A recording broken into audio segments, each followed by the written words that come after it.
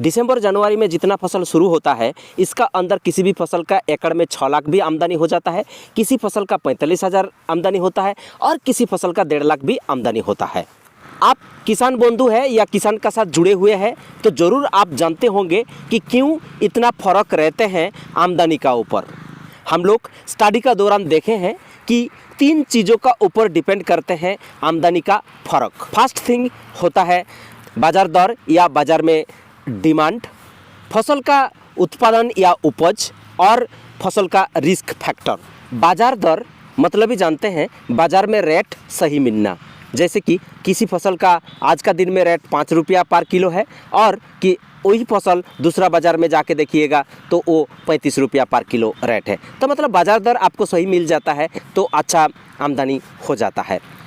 उपज मतलब कि देखिएगा आज इस साल में कोई खेती किया हूँ तो एकड़ में उसका 30 कुंटल आया है और दूसरा साल में वो 50 कुंटल आया है, तो उपज में भी फ़र्क होता है, उसका ऊपर भी दूसरा डिफरेंट चीज़ डिपेंड करते हैं।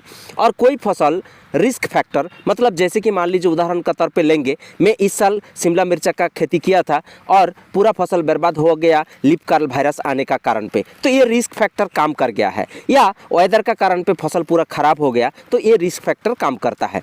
तो 3 चीज़ों का ऊपर डिपेंड करके ही फसल का आमदनी डिपेंड करता है।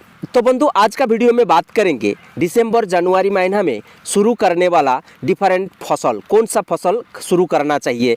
तो ये बाजार दर, उपज और रिस्क फैक्टर का ऊपर डिपेंड करके जितना फसल करना चाहिए उसी का ऊपर ही बात करेंगे और साथ साथ में बात करेंगे कौन फसल में कितना आमदनी होता है उसका बारे में भी। सबसे पहले बात करता हूँ कौन सा फसल का रिस्क फैक्टर कम है और बाज़ार में दाम अप डाउन बहुत ही कम करता है। तो दिसंबर जनवरी महीना में जितना फसल शुरू किया जाता है उसका अंदर गेहूं एक ऐसे फसल है जिसका बाज़ार दर अप डाउन नहीं होता है और इसका रिस्क फैक्टर भी बहुत नहीं होता है। ये किसी भी समय आप जब उपज हो जाता है तो उस समय इसको घर में रख के बाद में भी इसका बिक्री हो सकता है। फसल किसान बंधु के लिए काफ़ी अच्छा होता है दिसंबर जनवरी महीना में जितना फसल होता है।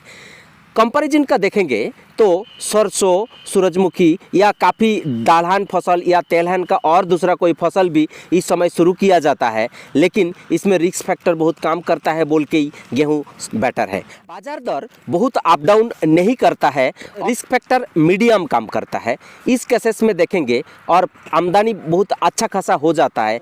धनिया पत्ता का खेती और मेथी पत्ता का खेती इस समय सबसे अच्छा काम करता है। इसमें सिर्फ एक ही चीज़ रिस्क फैक्टर हिसाब से काम करता है कि यदि उसको बिक्री करने का आपका बाजार है तो इस खेती को आप इस समय शुरू कर ही सकते हैं। इसका आमदनी का देखेंगे तो एकड़ में आमदनी 1.5 लाख से 2 लाख रुपया तक भी हो जाता है।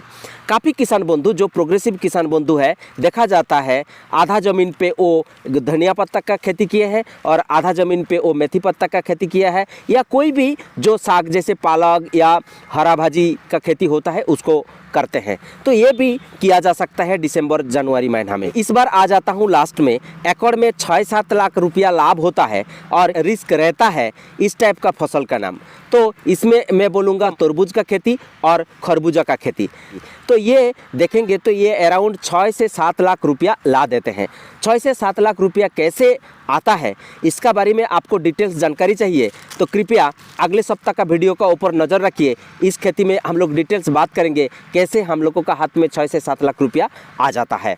तो फसल निर्वाचन के लिए आप इस विधि को अपनाएंगे तो आसानी से आपका अच्छा फसल निर्वाचन हो पाएगा और लॉस होने का संभावना बिल्कुल नहीं रहेगा। देखा जाता है कि काफ़ी प्रोग्रेसिव किसान बंधु 2 फसल को निर्वाचन करते हैं, जिसमें ज़्यादा रिस्क है और जिसमें बिल्कुल रिस्क नहीं है इस फसल को। तो आप भी जैसे अभी खेती करने के लिए जा रहे हैं तो किसी ज़मीन पे गेहूं और किसी ज़मीन पे आप तरबूज का खेती करेंगे तो सबसे ज़्यादा प्रॉफिट आने का संभावना रहता है।